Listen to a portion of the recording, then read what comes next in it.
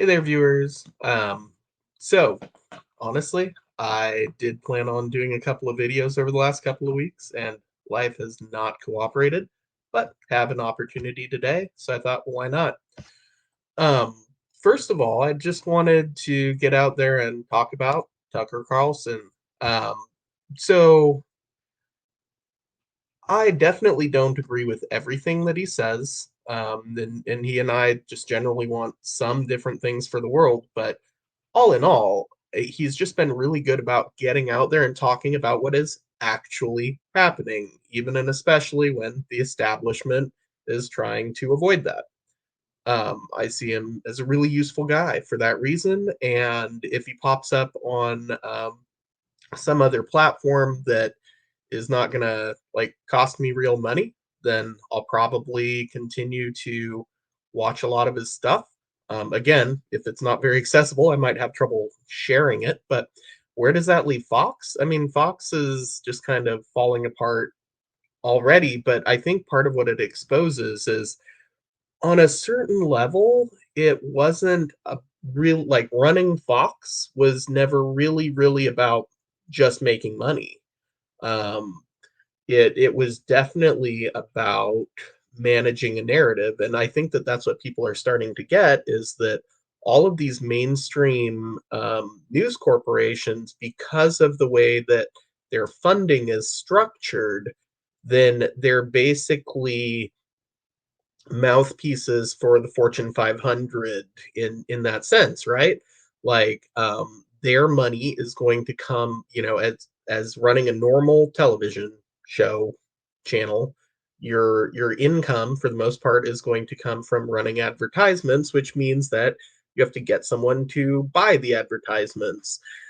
I will also say this is one of the big reasons why the whole topic of campaign finance reform just absolutely like glazes my eyes over because first of all there's the First Amendment. So basically, freedom of expression is especially important for political expression, and that's like I'm sorry, that's violating the Constitution if you're getting in the way of that.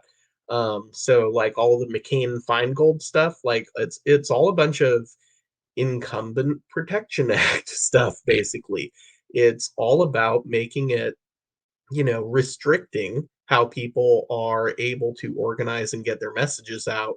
And the people that are like, oh no, it's anti-corruption because you see, if you get all your money from like one or two people, then okay, but no, it's because it doesn't work that way. Like we've had it in place in various forms for decades, and the more that they ratchet up the restrictions on how you fund getting the message of your campaign out there, the just the more ridiculous loopholes that they end up finding both to get their message out there in terms of like the super PACs and whatnot, which again, like Citizens United was decided by the Constitution, and people that are out there saying we should pass a law that undoes Citizens United, right up there with the idiots that we should pass a law that reinstates Roe versus Wade,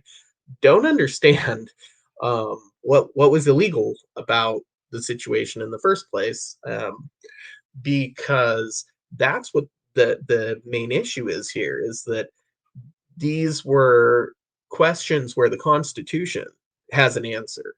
And if you want a different answer, you actually have to amend the Constitution. But because people are so ignorant of civics, essentially, they think, oh, well, we'll just pass a law. No, you need to amend the Constitution before you could pass the law, although you'd probably just put it into the Constitution if it's that important to you to change how that works. But yeah, that's my point there. It's, like, so is Fox News going to die? I, I mean, as a company, like, I don't know. I don't care. Like, their funding isn't threatened. Like, that's the thing. Like, to the extent that they had some special funding for people specifically who were funding specific shows, like, sure, you're gonna lose some advertisements there, but what you're gonna find is that there's someone else that will buy the slots. Like, they aren't Fox News on cable is not having trouble selling advertising slots. Like, that's just not likely to be the case. I cannot imagine. And in fact, they probably, again, um, they have different sponsors for different types of content. So to the extent that Tucker Carlson isn't there, yeah, you're probably going to get less, less in the way of advertisement from people who are targeting people who watch Tucker Carlson. But to the extent that they put in a more um, establishment voice, then yeah, you're going to get more establishment advertisers that are going to jump in there and keep the bills paid because the advertisers care much more about gatekeeping the message than what that's the thing. Like, it is one of the strongest arguments in favor of capitalism, most generally, is, it, quote, only sees green. We only see one color, green. You can look past all sorts of things about a person as long as you're making money off of them. And there is a really strong peacekeeping function that's embedded in there. However, I think just people need to remember that it's voluntary. What do I what do I mean by that? Voluntary. I mean that the moment that you start jacking with the rules so hard that people stop respecting them as the rules, they become worthless. If the establishment ever really does monkey around with the rules in any of these things that we care about so much, like freedom of expression is the big one on the table there, right? um but again, like, it, Americans just don't put up with it. Americans always find ways around to communicate what they want to, and I think it is likely on some level to escalate, and it already has to an extent where they are just straight up arresting people that said the wrong thing in the wrong place at the wrong time, right? um it's only, we're going to have choices going ahead of how do we react when they keep on arresting people for, not good reasons. Look at what the other side has done.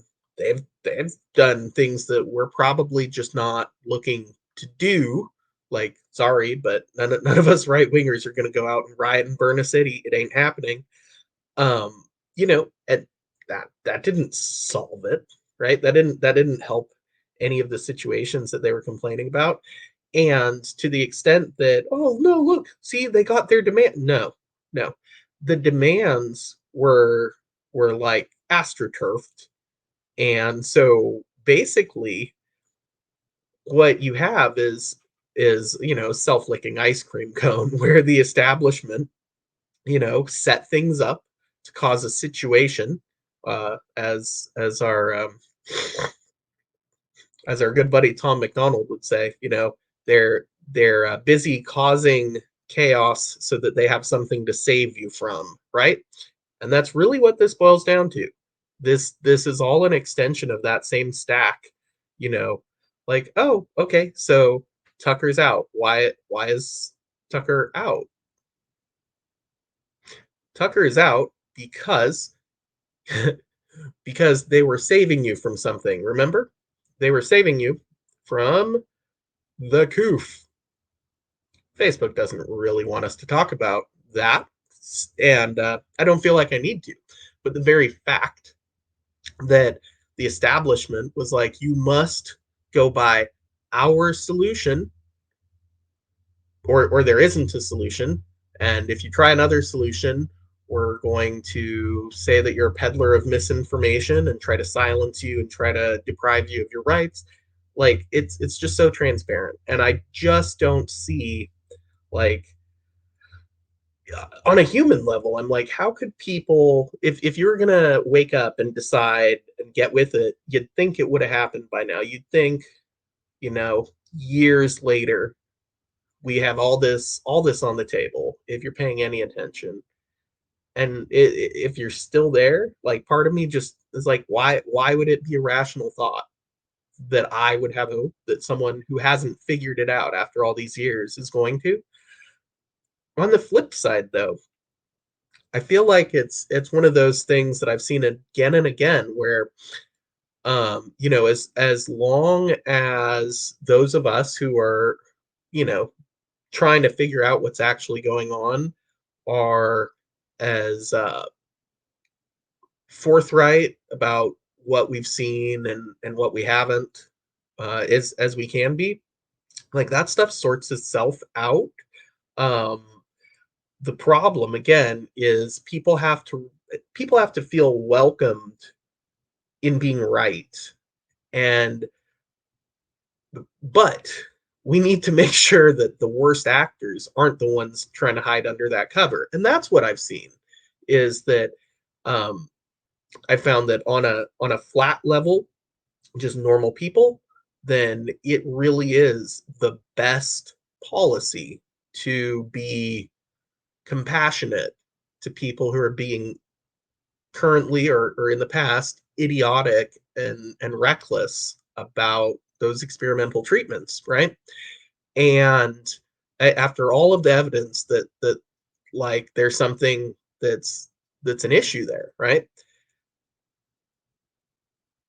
But I think that as long as we're keeping our eye on the ball on the people who actually were an active pushing of those problems, I think that it really is the best policy on the ground level to just try to get people to understand, hey, listen, they lied to you, and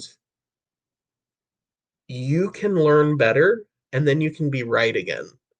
And you being lied to in the past, like you don't have to be a victim about it, but you also should own it, right? You should be like, hey, someone told me some things that I now see are almost for sure not true. And yeah, that was my bad for missing the tells that they weren't being truthful with me, but now I know better, and I'm sorry to anyone that I was an issue to because I didn't understand what was going on. That's what we want to hear from people. That really is. Like, hey, sorry I fell for this. It wasn't right that they lied to me, but people are gonna lie to me and I have to be on my guard against it. I failed to catch them lying to me this time. Okay, cool. In the future, like I now know better. Let's try to make policy based on what we actually know now instead of pretending or instead of making this about like yeah, I mean, here's the thing. There's going to be some partisanship. Why is there going to be some partisanship? Because some partisans are have aligned themselves against the American people. It's just that simple. And to the extent that they've done that, you can't cooperate with the guys who are trying to wreck the place. That would make you also a bad guy, right? Okay. So seriously, um, there, the people who are trying to fix things in the middle need to keep talking and to both sides because I understand temperamentally. I have a lot of people on my friends list who are not going to have a civil conversation with someone to the left of the center, and I have a much smaller number of people, left of center that would not find any value or enjoyment in a discussion with most right wingers. So I get it, but I think that to the extent that there will be a lot more solutions on the table than we need, and we're only going to get to use a few of them just for all sorts of reasons. And I think that it is definitely we're in the zone where turning down the good because you're chasing the perfect isn't something that we can afford. And again, all respect to those who have their reasons for, saying, "Oh, I would literally vote third party rather than." Yeah, well, I, I mean, I could not recommend that on the level of being effective at making the world a better place, unless we know that there's a third party with a chance to win. And I think that people really need to save their energy for the primaries at the moment because that's where the linchpin's going to be. If we can get it to where there are essentially anti-establishment candidates on, in as many races as possible in both parties, that's a win for us because every time and similarly every establishment candidate that gets in there is an issue that we need to look at because all too often over the past couple of congressional terms what you've had is very much a few really nasty establishment moderates deciding what gets to go forward as legislation and what doesn't. A really few nasty moderates deciding on some of these really important things like Supreme Court appointments and stuff. Like they're obviously structural. Like for right now, not much is going to change until the next election, but that's exactly it, is that we need to already know who it is in the primaries that need to go, that need to be gotten rid of by the time that people are getting serious about the primaries for 2024. So anyway, hope you guys enjoyed the commentary and take care. I'll catch you later.